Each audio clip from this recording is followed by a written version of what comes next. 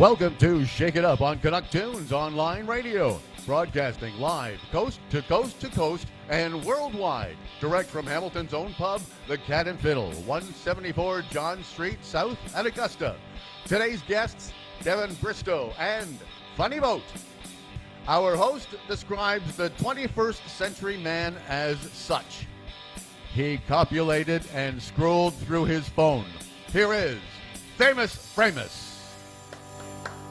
Once again, a weekly, I start my own applause, as I do every week. Coming from a 20th century man, I don't have an idea or a clue exactly what you just said, but it sounded funny anyway, Gary, and I appreciate you spending days and days to think of these intros every week. Okay. How are you, my friend? He bumped uglies and looked at a magazine. Okay, there you go. Are we back to the Sears catalog talk? Yes. Yeah. I saw an areola in 1979. I never left my bedroom until 1981. Right. Yes. Right? Yes. You know that, boss. The old Sears catalog. Yeah. That was your first sight of what you thought you might have seen.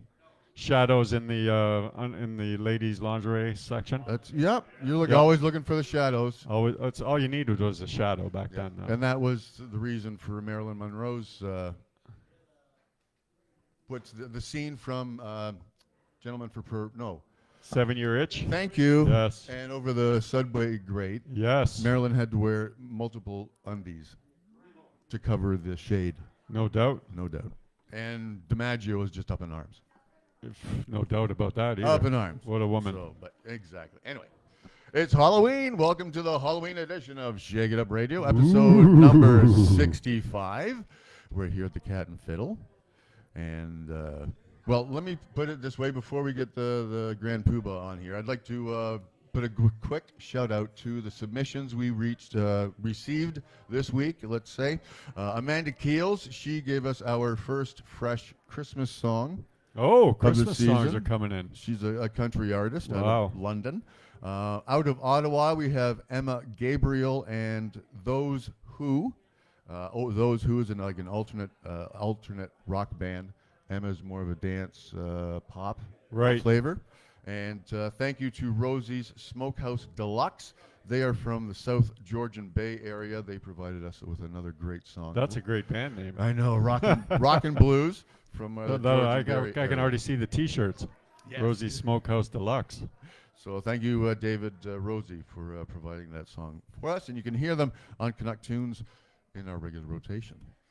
Now, the first person we have coming up, if Lego had feet, he would be under them. Okay? If he would be the person that would be giving Murphy laws. Right. Okay? Please welcome the lead hand and big toe of the Cat and Fiddle, Mr. Alex Patry. The big hand and the lead toe. Welcome, boss. We missed you, man. Where you been? I think you just turned it off.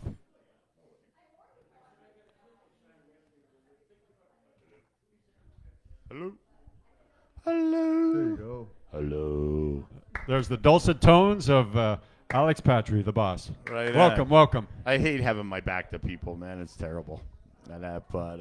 Welcome everybody to the Cat and Fiddle again and another fantastic Canuck Tunes radio show. Gary, the man behind the scenes, doing double duty today. Double duty. Because our girl Kimberly is in Toronto. I don't know what she's doing. Maybe Robin Banks. Yeah. Crime spree. Yeah, something's going on. She's giving the Blue Jays a pep talk. There you go. She messaged me. She felt so bad not being here today, right, kind of thing. Well, she was laughing, though. Well, right? that's a weird juxtaposition of emotions. I'm really sad that I can't be there. Giggle, yeah. And, of course, my Sad, buddy, right. Famous, man. I love you, buddy. Love you more, man. He does such a good job here entertaining us, him and Gary. And also hosting the show, man. You're fantastic. Thanks. Are you buttering me up? Am I about to get fired? Especially when I disappear for a long time and then I just show up out of the blue to take over, right? So. Well, we know you're the hardest working man in the bar business. There's no doubt about that. And of course, I usually come up here and I never ask who they are, but this is Devon. So thank God it was in the last 2 minutes, or else I would have forgot your name, buddy. Nothing personal, but I'm old. He is old. He's So, very old. yeah. Soon to be much older. Yeah, so all my friends Couple out weeks. there, right? November 22nd. Yes. We Oh, got a right. band Right. Flashback playing, and at 3 to 7, and then Framus and Betty.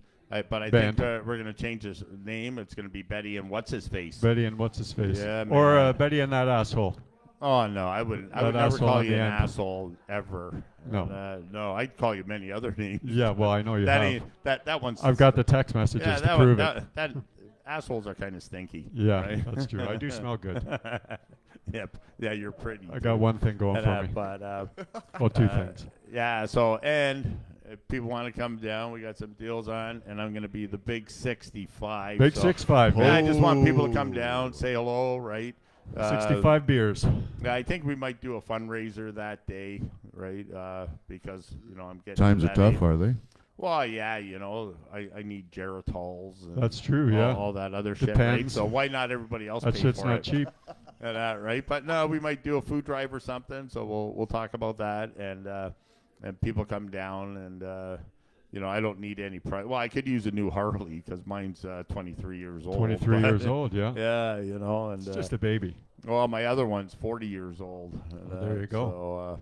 So, so I need a new bike, new boots, right? So if anybody, I'm size 10 wide. We'll make a list. We'll put a registry. We'll put a registry together. Yeah, what the hell? Why right? not? But no, I think we might do a fundraiser. We'll pick a charity between the Canuck Tunes and myself, and we'll figure that out. For That'd be a great day. idea. Yeah, it'll be fun, and that. So, but tonight, right?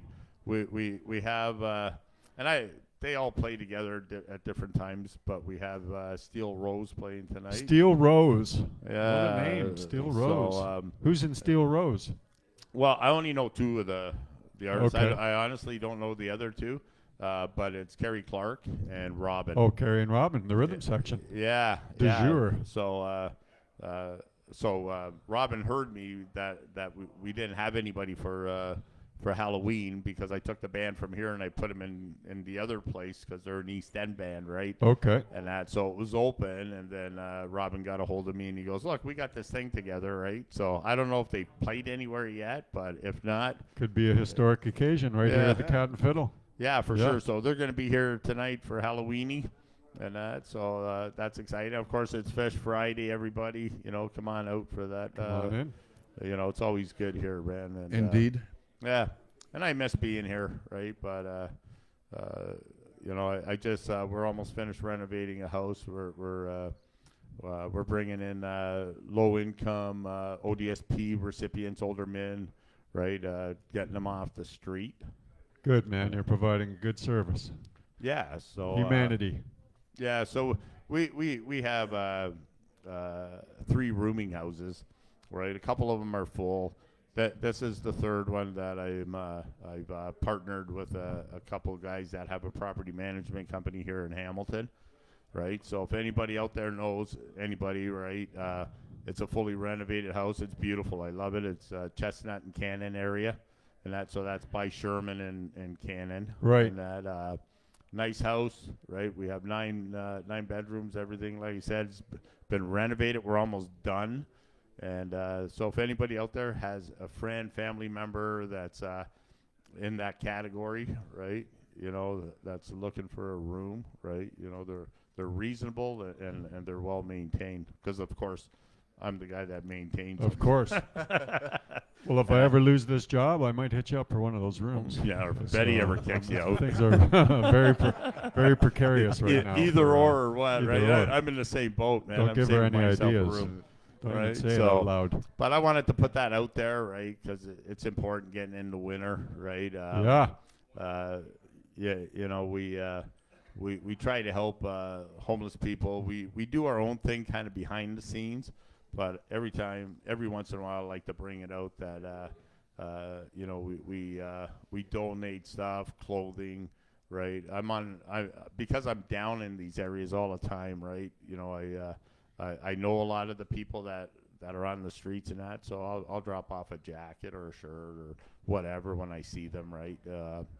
And that, so we're not looking for we're not looking to glorify ourselves, Right. But we like to get it out there that if there are people in need, right, come and see us, right? So You're a good man, boss. yeah, no, Very good. You're a good man, Anyway. Alex. But Devon, welcome to the show, right? I'll talk to these guys later. Are you a Hamilton boy? Wonderful, right? Are you solo or you got a band behind you too? I'm solo at the moment, but I'm working on putting together a band. All right. Well, I'm going to listen to a couple of minutes here. We're always looking for solo acts and that here, right? So, My pleasure.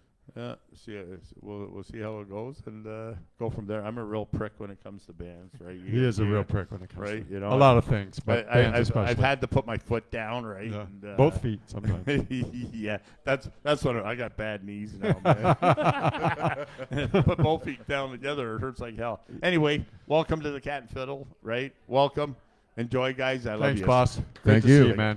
Just to finish your thought, we have, as you said, Steel Rose coming in tonight for the Halloween party. Tomorrow night, November 1st, we have Tim Gibbons and the Swamp Busters. Whoa, big guns Little are coming Tim. in. The big guns. Indeed. The Poobah. Yes, the Yes, Poobah of the boss. the Blues in Hamilton. And that begins at 9. The Sunday matinee beginning at 3 is Innisfree.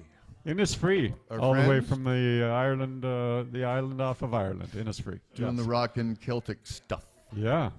Indeed. Indeed, my friend. Indeed. So without any further ado, let's get this train a-rolling. Let's get this Halloween train started. We'll get her fired up out of the station and welcome our guest, Mr. Devon Bristo. Put your hands together. Thank you. Devon, thanks for coming in. Absolutely. You want to hit us with some tones, man, and then we'll get into her. Alrighty. All right, thank you. Devon Bristo, everybody.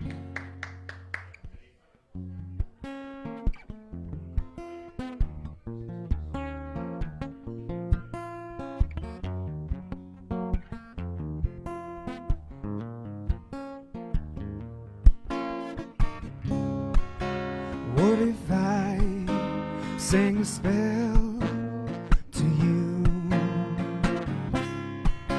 What do you think it'd do? Would it bring me closer to you? Could it make you feel as I do? This place is magic. My soul ain't bare for you.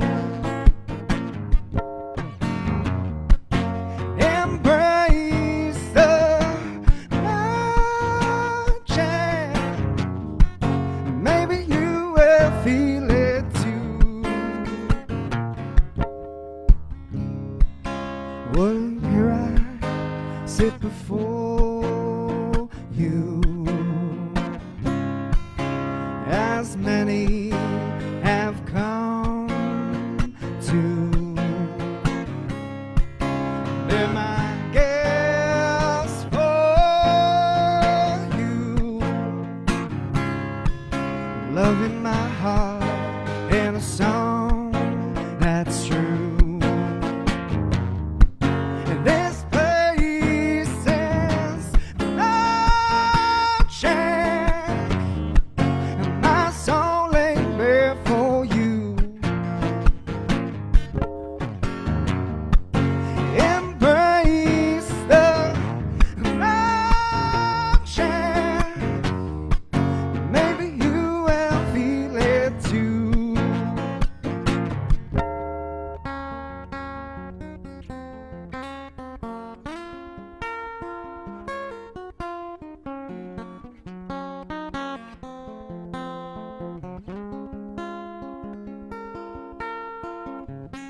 A siren song led you along. A piper plays a faithful song. A hypnotic incantation. If it would miss it, inspiration. This place is magic.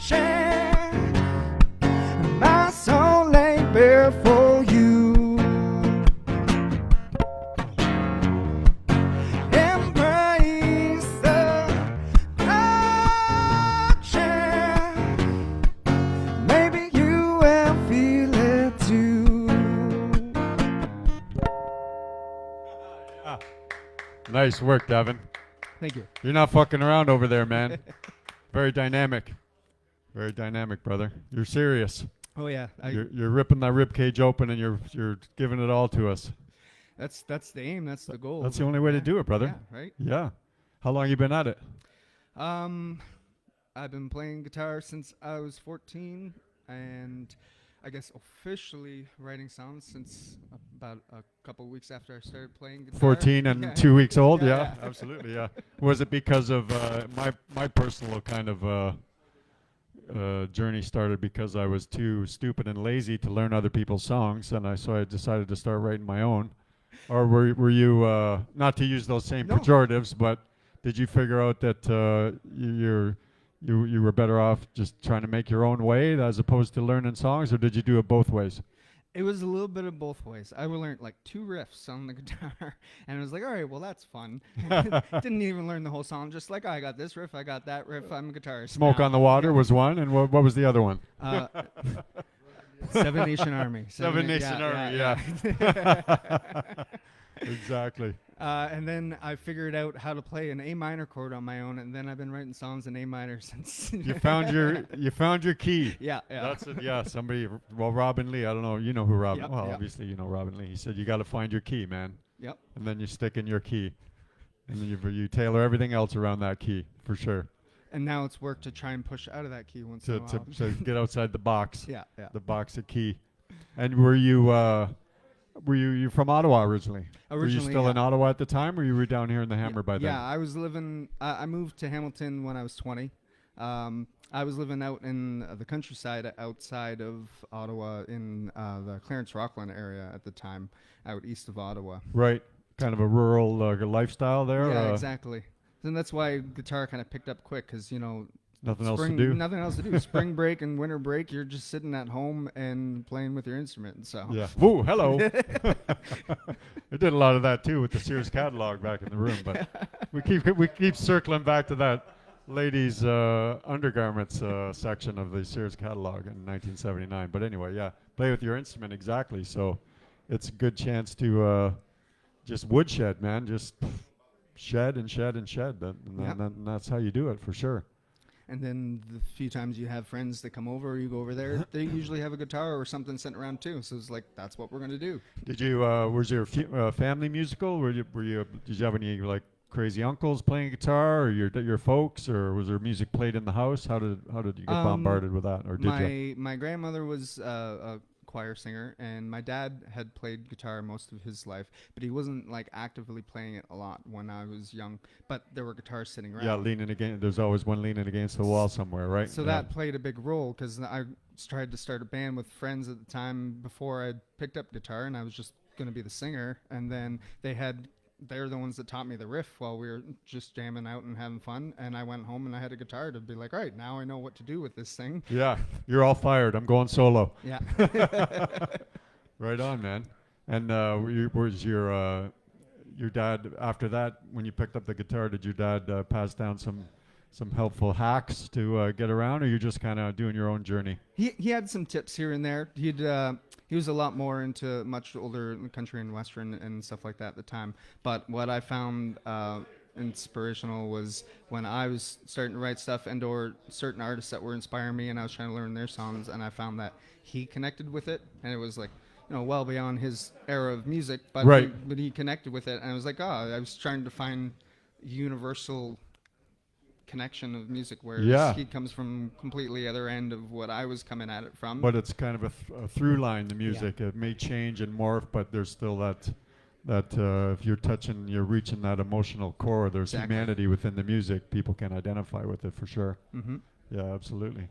And how I know even for myself, the guitar playing was one thing, but having the stones to actually start singing, and even singing to myself, and then singing in front of people, how did that come for you? Was that an easy go, or was that a little bit scarier? Nerves on stage has always been a little bit of thing, but I started off, I was a lot more extroverted when I was pretty young too. So, and I was kind of a drama kid in high school. So getting up on stage and grabbing people's attention wasn't outside of my usual comfort range, you know, Right. but being vulnerable on stage was starting to be like a different thing with music. Well, yeah, if you're bringing your own songs, especially, right? Yeah. Yeah. And you were in plays when you were in high school, junior high school, that Plays, kind of thing? improv team, things like that. Oh, yeah, so that'll crack you open and get rid of the fear, or at least put the fear in the back pocket while you're up on stage, right? It teaches you to channel that what you don't know if it's fear, the butterflies in the stomach and everything before you get up on stage, and you can channel that into excitement and the energy you bring Absolutely. onto the stage Yes. instead of the paralyzing. Something that's going to shut you down, yeah. Yeah. Yeah, I call it being on the wire, man. Yep. You can't, once you get up on that wire, you can't duplicate that. You can't practice it. Yep. There's only, you can either enjoy those butterflies while you're up there or think, be afraid of falling off. But it's better to enjoy the tickles Absolutely. than the thumping if you're going to get it right when you hit the floor. I knew I was going to be doing this for the rest of my life after the first time I had a band put together and we did like a high school battle of the bands. Oh, And yeah. It was just the worst set ever. Not just technical difficulties, but like everything else that could go wrong, and people were misinterpreting our songs, and it was just a really rough go of a 3-song set kind of thing. Right. And like the band that we had put together kind of just quit and fell apart after that gig because it clearly went wrong. It But destroyed everybody's soul except for yours. Well, I It's just kept bad, getting you're up like, there. I have to do this Yeah. now. That's the difference, I find. We talk to people that just will, just plow through. Even, I've emptied every room in this town, and I still, I have to do it. It's a I'm a compulsion. glutton for punishment. Yeah. It doesn't matter. But I'm coming back. But yeah, for sure, man. You want to? Certainly. You want to hit us with another one of your originals there, Devon? Devon Bristo, everybody, put your hands Thank you. together.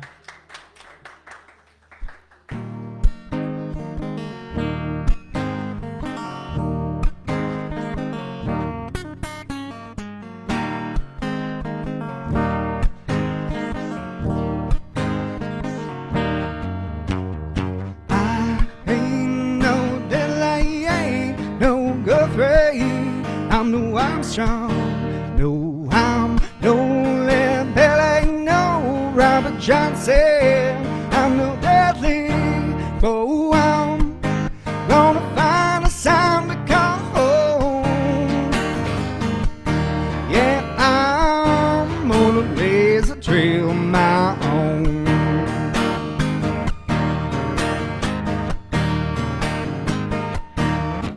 I ain't no Miley, ain't no Funky, I'm no Bachman, no, I'm no John Lennon, no Neil Young, I'm no Strummer, Joe, I'm gonna find a sound to call home. Yeah, I'm gonna blaze a trail on my own. Well, I'm not on my own, but I'm not alone. Out on my own, but I'm not alone.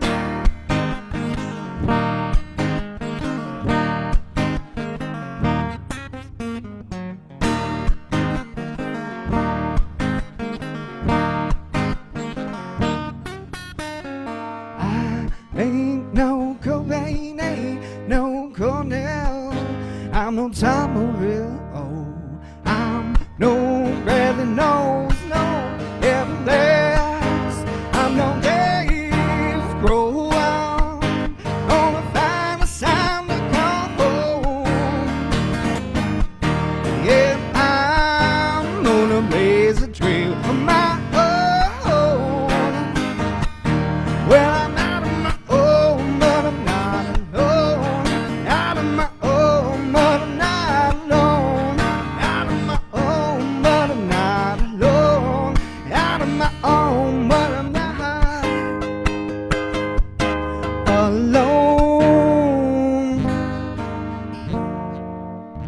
alone. Blazing a trail. Absolutely. Nice work, Devon. Thanks. Speaking of blazing a trail, so you what you got your drama in, and you got your first kind of foundational music, bricks, cinder blocks laid up in the Ottawa Valley there. And then what made you blaze the trail? Did you come down to the Hammer with your folks, or did you come down by yourself? Or me and my dad moved down here together. You and your dad moved down here, yeah. Did you what made you pick the Well, he's the originally steel from town Hagersville. Oh, okay. Yeah. And so we came down because I had a lot of his side of the family down here, and I was looking to go into music in post-secondary. And so I'd worked for a bit after high school, but I got accepted into Mohawk, and Dad's like, well, that's down in my old area. So yeah, you did the music program at Mohawk. I didn't have the finances to finish it, but that's what brought me down here, and I started, and I learned as much as I could for the little bit that You I took could a good afford. chunk out of it anyway before they realized, hey, man, this guy's not paying. Yeah. Get him out. But the friends that I made there have lasted the rest of my life, and it was my key into getting into the Hamilton music scene. So Was all the migration down from Ottawa was all about music to get to the Hammer, yeah. Yeah. And you I guess, did your dad make you aware of, or had you been aware that Hamilton has kind of an outsized, for a city this size, has like an outsized kind of music rep, kind of a music, I think he brought it up. Scene, community, that kind of thing? Like, he brought it up, but there wasn't any way to really quantify and really understand it till I got down here. And what amazed me too, that it wasn't just like kind of a genre of music, like I would read a lot of biographies and stuff on scenes of music and people that were influential on me, and it seemed like their area cultivated this genre. Right. It was like a one kind of specific box. This geographic area does this music. This geographic area does this music.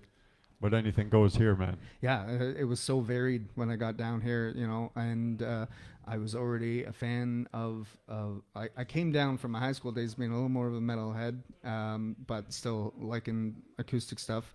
And I turned much more into a fan of punk rock and blues and jazz coming down here. Sure. Yeah, that I just kind of thrown into the frying pan and just absorbed it all and dug the scene and the players and the vibe of going out to see that kind of thing, So you were hitting all the spots right away. You were soaking up the punk, soaking up the blues, and to getting the jazz nights.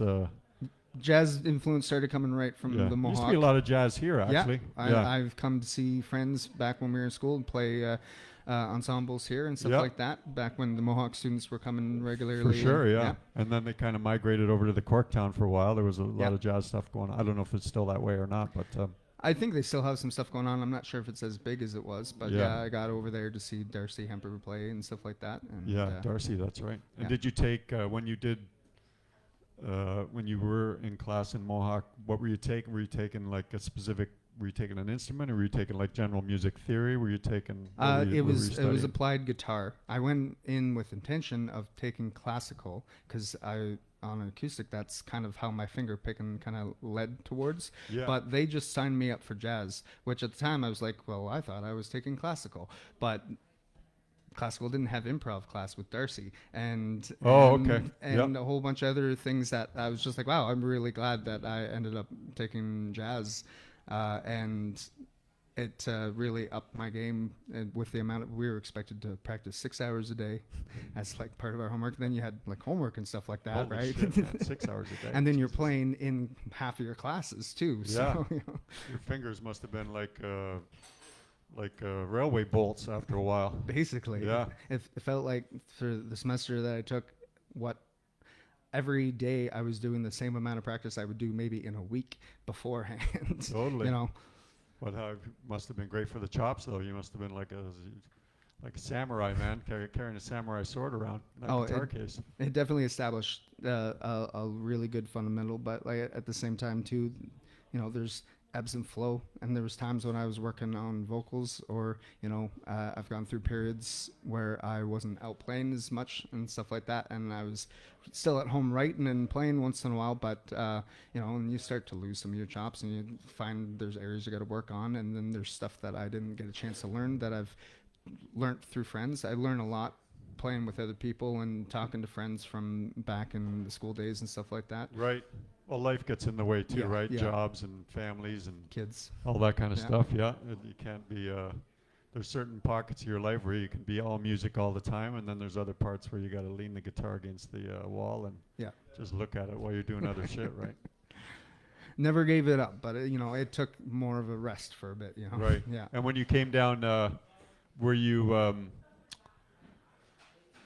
open micer when you got to Hamilton? Did you drag your guitar around to the open mics at all, or were you Not just strictly right at school playing? I was at school playing, and I was out on the street busking. Oh, okay. Yeah. And then I was going to see friends' bands play, and then within a year or two of being down here, I joined one of my first bands, and then after that band dissolved, I started a band, and so that was more of the thing. The open mics for me, I did a little bit here and there, but I wasn't as focused on being a solo artist.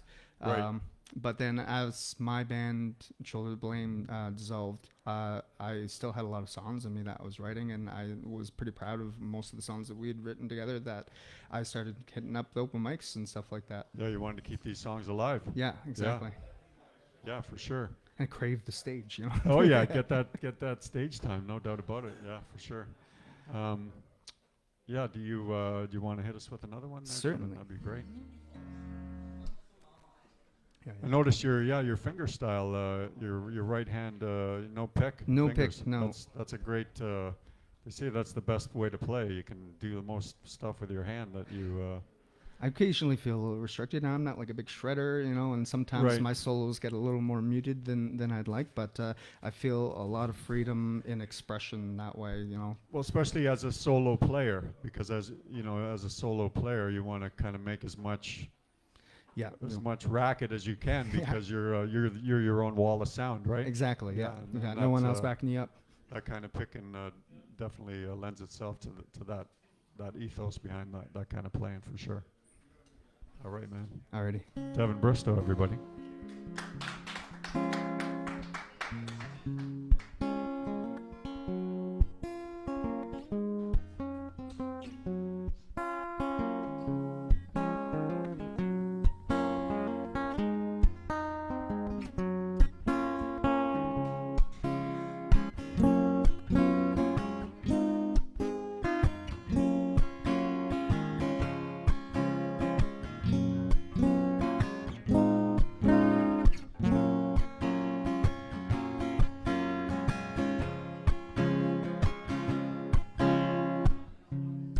Should be the easiest thing to do, to sit here and write a song for you. And every time I try, it comes out wrong. So sorry, it's taken me so long. If you could only see yourself through my eyes now, you would realize your goddess in disguise.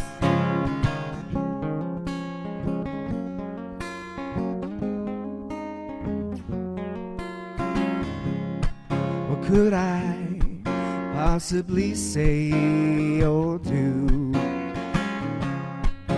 Where do I even begin to convey to you? How will you change the world and all I see? That's why you mean the world to me. If you could only see yourself through my eyes now, and you would realize your guidance in the skies.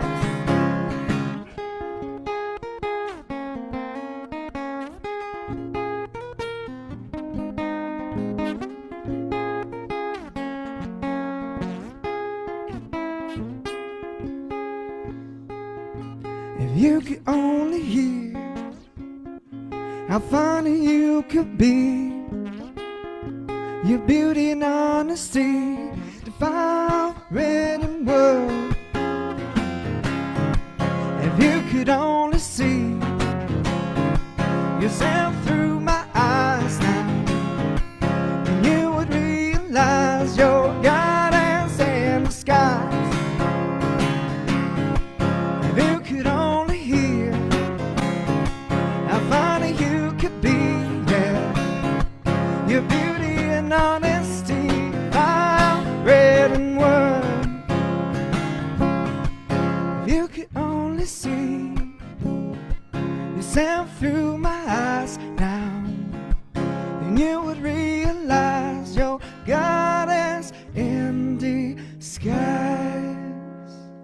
That's some powerful stuff there, man. Thank you. Good stuff, Devon. I'm interested in your process as far as songwriting goes. Are you are you a well, first of all, are you a three chords and the truth kind of guy, where you're just writing about things that are close to you, that are in your world, that are in your orbit, kind of your life, or do you write like songs where you're kind of just the narrator of a story you're making up? Like what's the main driver behind your material? I have the three chords and the truth type of songs, and often they can flow out easier, kind of thing, right? Right. And then I have other songs where like there's an idea that I want to express, and often I'll be tinkering around on the guitar and I'll hit something that just kind of hits me somewhere here, Right. And then I'll expound on that on the guitar and start humming a melody, and all of a sudden I have something that feels perfect in a mood sense for the idea that I wanted to express, and then I toil forever over lyrics with Right. that type of song. But within the like you say, like the harmony and the musicality of it, you've got that tone that resonates with the emotional kernel of the idea that you're trying to basically the humanity of it. Yep. And then you got to kind of put words to it, right? Yep. Which is not the easiest thing. But No, it's not. Like I like to write and stuff, but I'll write something down for like, oh, that'll work, and then you come back to the next day to try it again, and you're like, this is trash. Well, I find that if you get, for myself, if I can get a verse and get a chorus, Yeah. then I pretty much got that thing in a headlock. Like Yeah. I'm gonna squeeze it until it either gives me some more, or it passes out till tomorrow, and then I'm gonna get back at it. But that for me, that's the code breaker. Is if you can get a few lines of a verse and a few lines of a chorus, something that's gonna sounds like it's repeatable and clicks. Yep. That's my key. Now, does it always come? You're the same. You got the same thing basically. Like once you get the words flowing, Especially for like the three chords and the truth type of song that just come to me. Like I'll get a first verse and I'll get a chorus, and then I'll then you know give, it's safe give to time put it down. Yeah, because it's not going away. and sometimes a bridge will come to me too. So it's just like then I just Oh, need you to put work bridges on in your filling songs? in. Sometimes. See, you're one step ahead of me, man. I haven't got to that point yet. Show off. Well, I mean, like It's all that fancy book learning you did at Mohawk. I'm playing all Throwing by those myself, so I can't bridges rip in, a Gary. solo. So I got to put in something different, Yeah. But and then usually I find what I'm doing on my guitar feels a little rudimentary.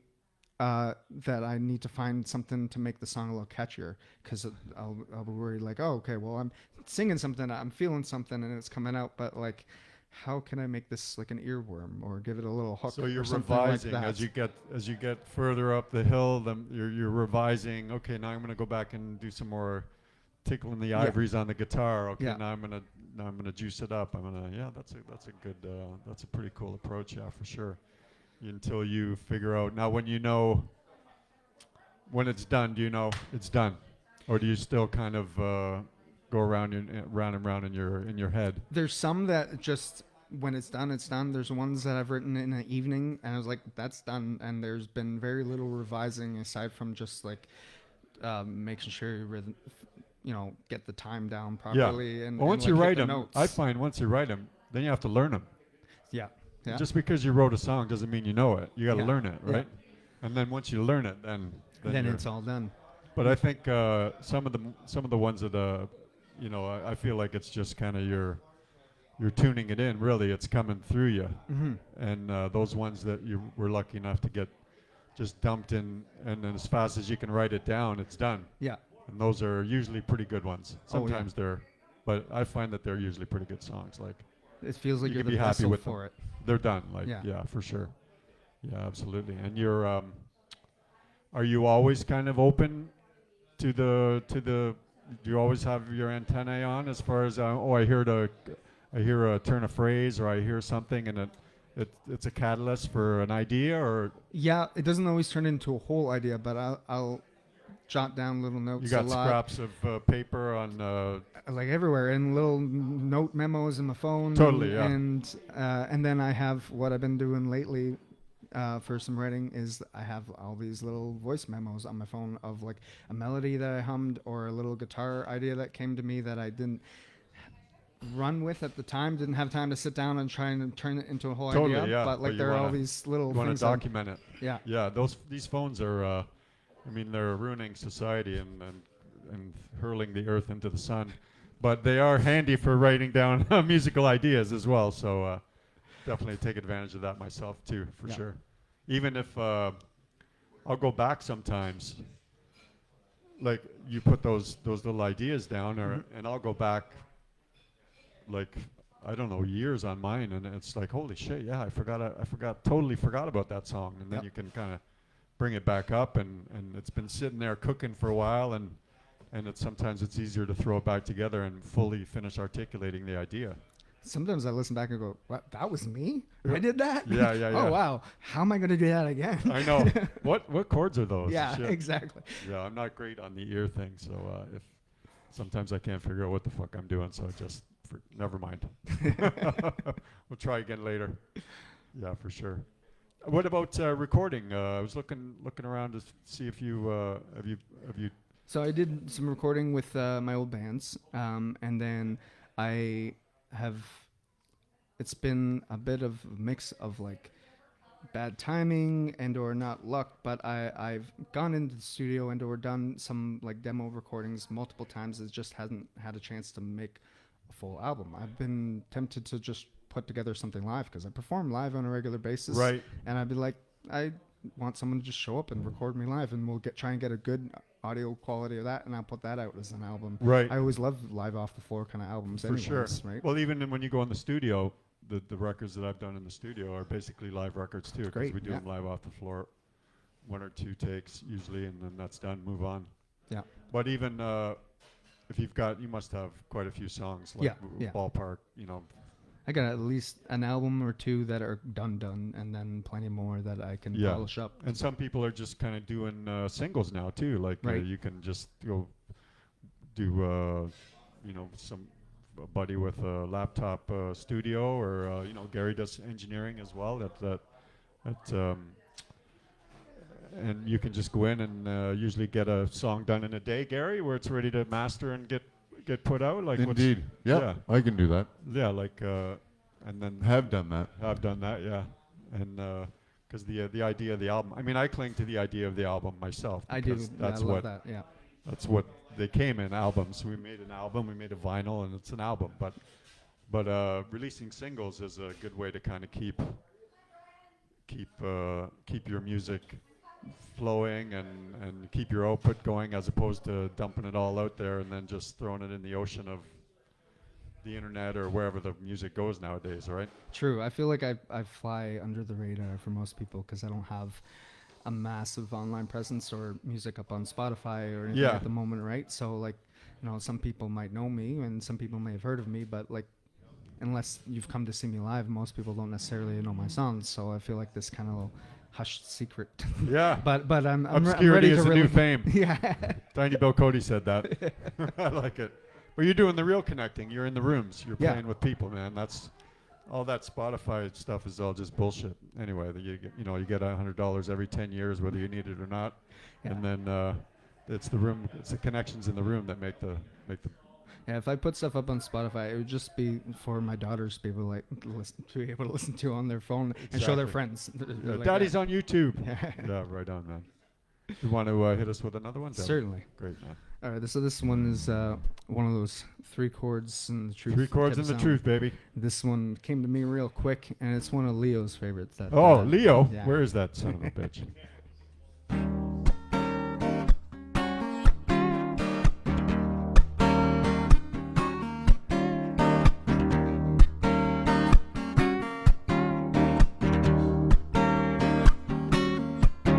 That train, it just keeps chugging along. As it passes, you jump on. If you wait too long,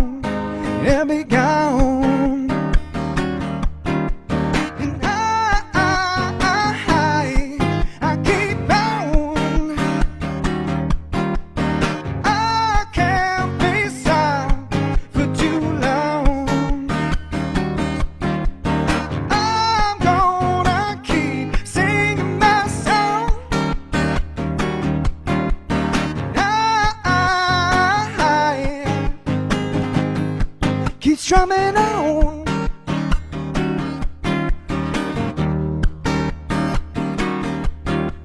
That's why I just keep moseying along. I ain't running from or chasing no one. I ain't got a ride in this race that's going on. And I keep on. I can't be stopped for too long. I'm gonna keep singing my song.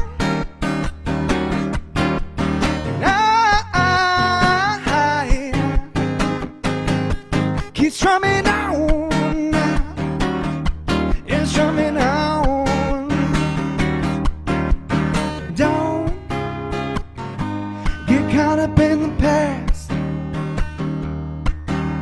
The future is left untold. And if you're chasing trends, you're going nowhere fast. If it doesn't fit, well, like the mold, and screw the mold. 'Cause I keep on. I can't be stopped for too long. I'm gonna keep singing my song.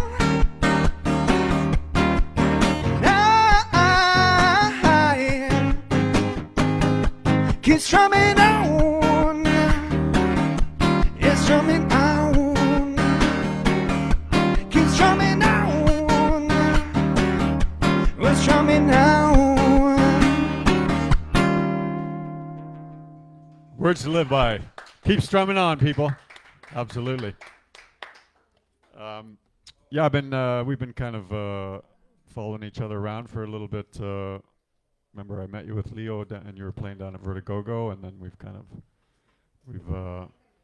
had a mutual appreciation society go on, you and I, and I wanted to, other than you're an artist and you're making your way, and you're a songwriter, and you're living and being a person and all that stuff. But I think that you are. I know you're running an open mic at the Old Prince Eddie at the Wingporium. Yep. And that is one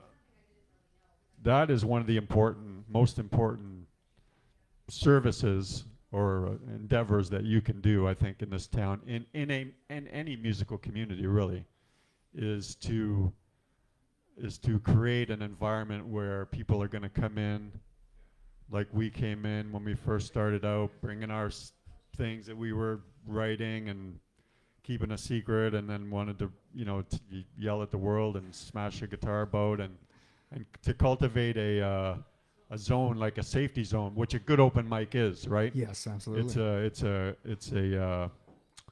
It's a place where people feel safe, they feel appreciated, and they feel a sense of kinship and community, and I think, in my opinion, being that I came up through the open mics myself, I was hitting, an open mic almost every night of the week when I first started.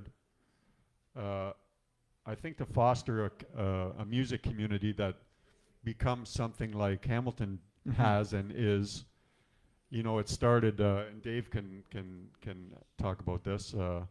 It starts in the coffee houses, it starts in the songwriter nights, it starts in the open mic nights where people like you create a safe community for people to come in and be kind of the next generation of people who are going to be stomping on the floorboards eventually of this town, like just ripping it and telling the truth. And how did you get into that? Like, what was your idea behind? Had you run open mics before, or is this the first time you've done it? This is the first time that I was the host and running an open mic. I had been a regular at going around to them since Probably about 2015, 2016 is when I started hitting Right. them up a lot more on a regular basis. That's how I met Leo at the Staircase. Staircase open mic. yeah. Yeah, I started at that one, I think, a generation or two before you guys were there. I was there around 2000. That's when I was started there. Yeah, it was great environment. And I think what I try to capture from that place is that open vibe in that community that felt like the first few times I went in there was all these hidden gems that I'd never met and never heard of in town that just blew me away. Totally. Up on stage. They're only doing a couple of songs, but they're just blowing you away. You're like, how have I never heard of this person? I need to look more into this. Yeah. And Or even just to be present for that. right? It's To feel that in the room where, holy shit, Yeah. somebody just poured their guts out, man. They just, cracked open the rib cage and wow. that first song that I played, Magic, that was kind of written about that place. Right. And that kind of vibe.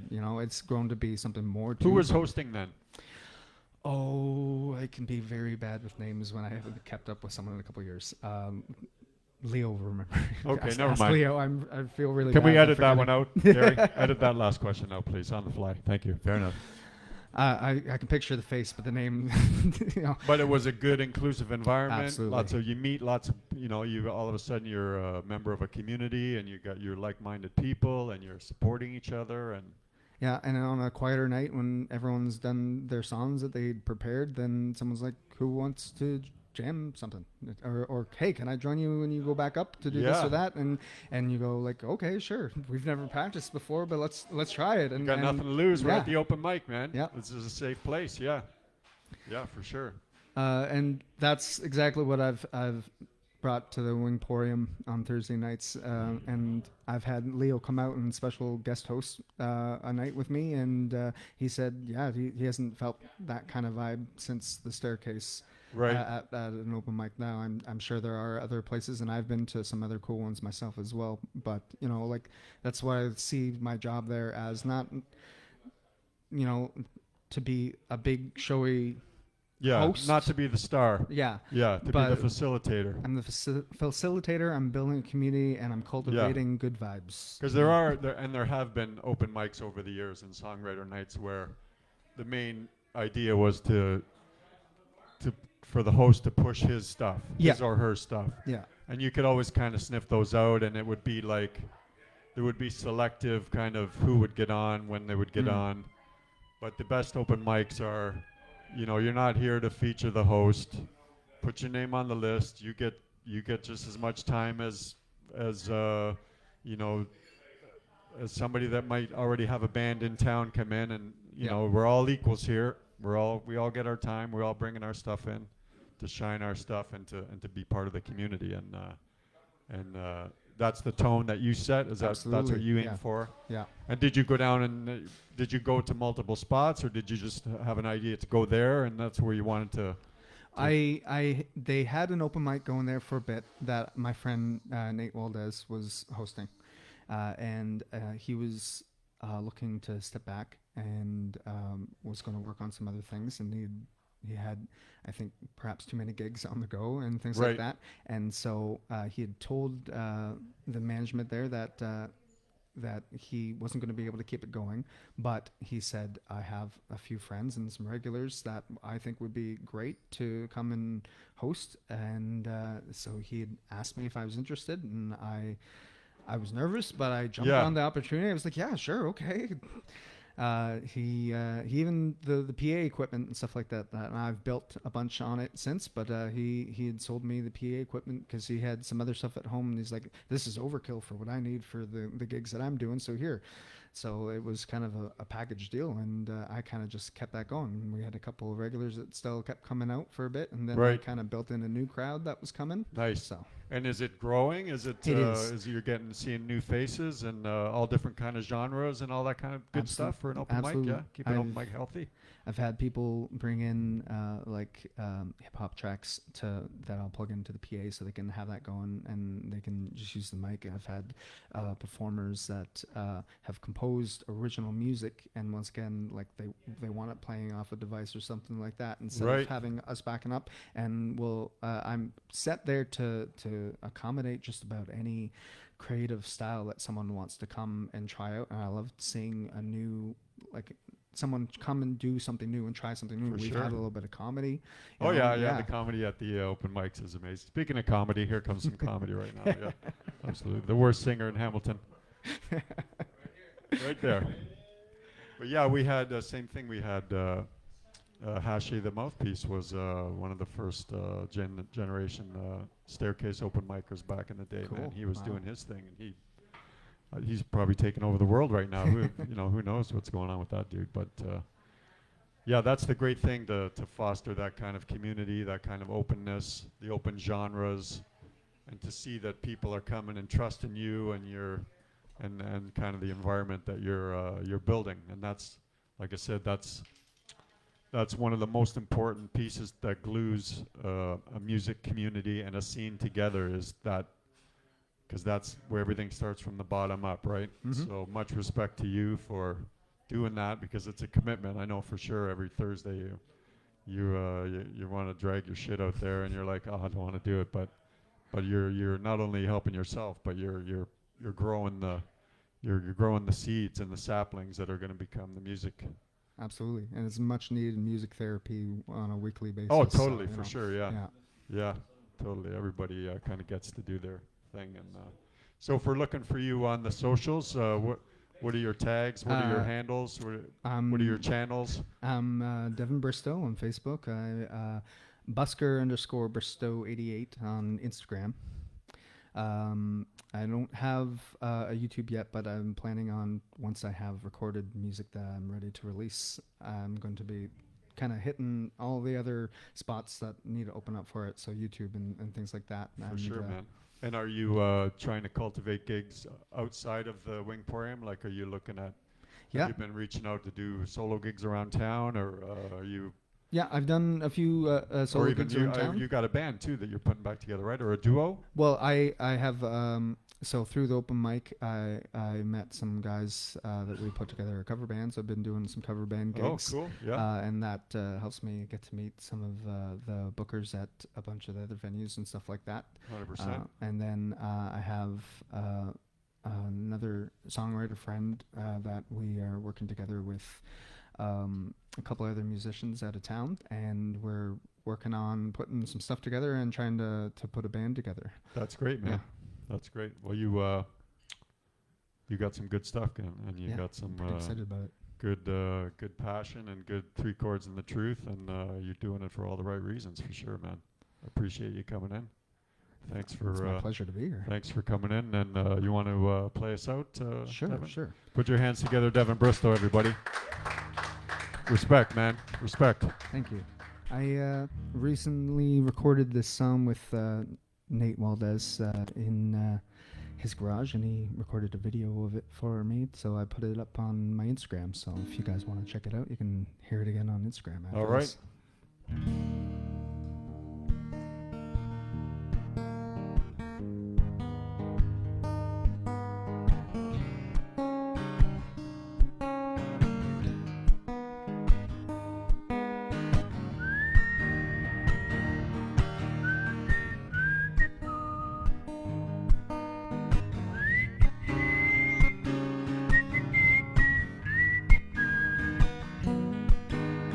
Hear my friends, it's a protest song.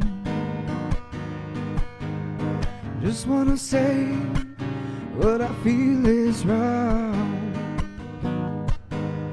If you feel the same, please feel free to sing along.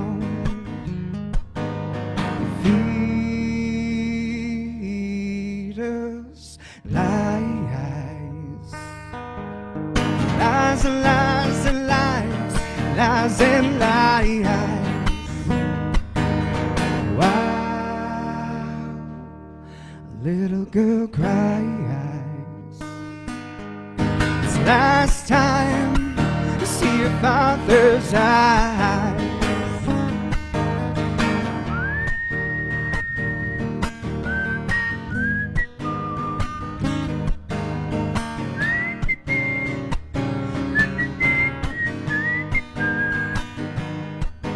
There's chaos, apathy and war.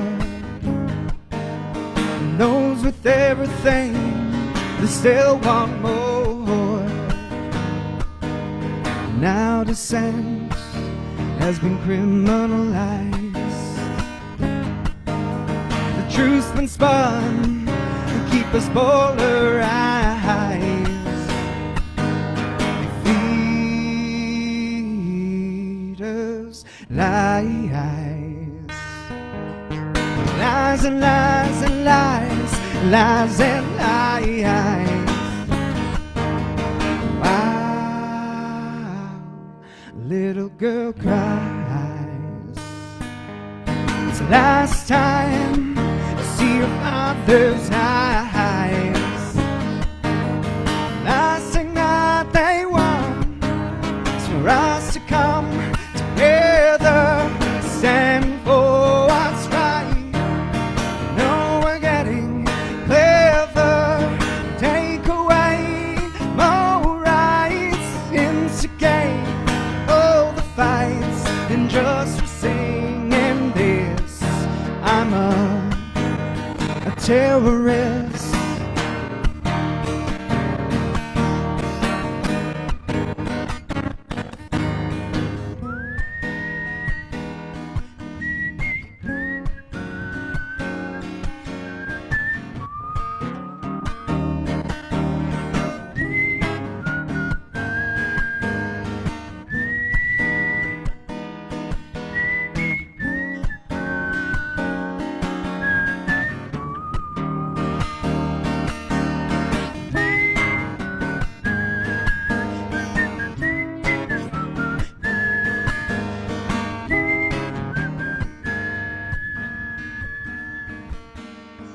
Feed us lies, lies and lies and lies, lies and lies. Wow, little girl cries. It's the last time to see your father's eyes. Last thing that they want is for us to come together, stand for what's right. No, we're getting clever. Take away more rights, instigate all the fights, and just for singing this, I'm a prosecute me for this as a media will spin this, saying I'm a terrorist.